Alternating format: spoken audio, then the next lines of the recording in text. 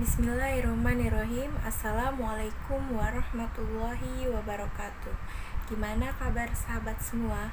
Semoga dalam keadaan sehat walafiat. Amin. Izinkan saya untuk menjelaskan secara detail tentang pengertian wawasan Nusantara.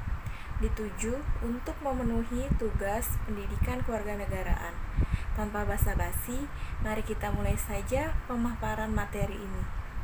Untuk memperkokoh persatuan dan kesatuan bangsa Indonesia yang harus kita ketahui bahwa Indonesia memiliki keberagaman yang harus kita jaga dan lestarikan. Dalam bentuk rasa cinta tanah air, untuk membangun rasa nasionalisme dalam diri kita, untuk menciptakan dan mewujudkan persatuan dan kesatuan bangsa ini, banyak sekali konflik yang muncul.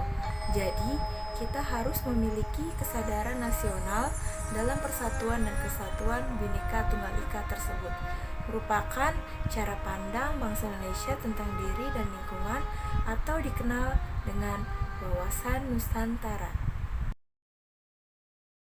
Arti dari wawasan Nusantara itu, ada yang mengerti? Baiklah, saya akan menjelaskan secara rinci pengertian dari wawasan Nusantara. Kata wawasan Nusantara yaitu wawasan berasal dari kata bahasa Jawa yang artinya merupakan pandangan atau tinjauan. Sedangkan kata Nusantara berasal dari kata Nusa dan Antara. Nusa memiliki arti yaitu pulau atau kesatuan, dan antara memiliki arti menunjukkan letak antara dua unsur. Jadi, pengertian wawasan Nusantara adalah cara pandang bangsa Indonesia serta diri dan lingkungannya yang berdasarkan Pancasila dan Undang-Undang Dasar 1945 Negara Republik Indonesia untuk mencapai persatuan dan kesatuan. Hakikat wawasan Nusantara adalah persatuan bangsa dan kesatuan wilayah. Dalam GBHN disebut bahwa hakikat wawasan Nusantara diwujudkan dengan menyatakan Kepulauan Nusantara sebagai kesatuan politik, ekonomi, sosial budaya, dan pertahanan keamanan. Wawasan Nusantara yang harus kita ketahui, ketentuan-ketentuan yang harus dipatuhi, ditaati, dipelihara, dan diciptakan antara lain yaitu 1. Kepentingan bersama. Contohnya, dalam memecahkan masalah yaitu harus bersama. Yang kedua, keadilan. Contohnya, adil dalam kegiatan apapun baik kelompok maupun individu. Yang ketiga, kejujuran. Contohnya, dalam berkata maupun bertindak harus sesuai dengan realita. Yang keempat, solidaritas. Contohnya, mau memberi dan menolong sesama manusia bila mana ada yang kesusahan. Yang kelima, kerjasama. Contohnya, dikerjakan secara bersama dari hal kecil maupun hal besar. Yang keenam, kesetiaan. Contohnya, melestarikan persatuan dan kesatuan Indonesia. Ayo, di sini kita bahas tentang apa ya?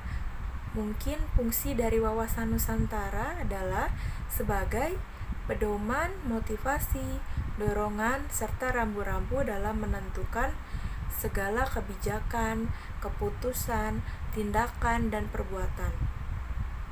Bagi penyelenggara negara tingkat pusat dan daerah, maupun bagi seluruh rakyat Indonesia dalam kehidupan yang bermasyarakat, berbangsa, dan bernegara. Jadi, wawasan Nusantara di sini pada hakikatnya untuk mencapai tujuan nasional dari Indonesia. Wawasan Nusantara awalnya sebagai konsepsi wilayah berkembang, lalu menjadi konsepsi kebangsaan. Bahwa wawasan Nusantara tidak dipandang sebagai keutuhan wilayah tetapi menjadi persatuan bangsa. Indonesia ini dikenal sebagai bangsa yang heterogen. Apa sih heterogen itu? Heterogen adalah ditandai dengan adanya keberagaman suku, agama, ras, dan kebudayaan. Oke, selanjutnya akan membahas tentang kedudukan wawasan Nusantara. Pertama adalah Pancasila atau pembukaan Undang-Undang Dasar 1945 yang memiliki landasan ideal. Kedua adalah Undang-Undang Dasar 1945 yang memiliki landasan konstitusional. Yang ketiga adalah wawasan Nusantara yang memiliki landasan visional. Yang keempat adalah ketahanan nasional yang memiliki landasan konsepsional. Yang kelima adalah dokumen rencana pembangunan yang memiliki landasan operasional. Selanjutnya kita akan membahas tentang tujuan wawasan Nusantara, yaitu mewujudkan nasionalisme yang tinggi di segala aspek kehidupan rakyat Indonesia yang lebih mengutamakan kepentingan nasional daripada kepentingan lainnya. Selanjutnya akan mempelajari tentang Trigatra dan Pancagatra wawasan Nusantara. Aspek Trigatra merupakan aspek alamiah, yaitu 3 aspek yang dimiliki oleh Trigatra, yaitu 1. Posisi dan lokasi geografis, 2. Keadaan dan kekayaan alam, 3. Keadaan dan kemampuan penduduk. Lalu, apa saja ya yang terdapat di dalam aspek Pancagatra? Oke, baik. Di dalam Pancagatra yaitu terdapat aspek sosial yang terdiri 1. Ideologi, yang kedua politik, yang ketiga ekonomi, yang keempat sosial budaya, yang kelima pertahanan dan keamanan, atau lebih sering disingkat sebagai IPOLEK Sosbud Hankam. Baiklah, selanjutnya yang akan kita bahas sebagai materi terakhir yaitu peran serta negara mendukung implementasi wawasan Nusantara. Mari kita simak contohnya. Yang pertama, memelihara dan memperbaiki demokrasi. Yang kedua, memiliki informasi dan perhatian terhadap kebutuhan-kebutuhan masyarakat. Yang ketiga, menjaga kebersihan dan kesehatan lingkungan masyarakat. Yang keempat, mempunyai kemampuan berpikir, bersikap rasional, dan dinamis. Yang kelima, mengembangkan kehidupan masyarakat ke arah yang lebih baik.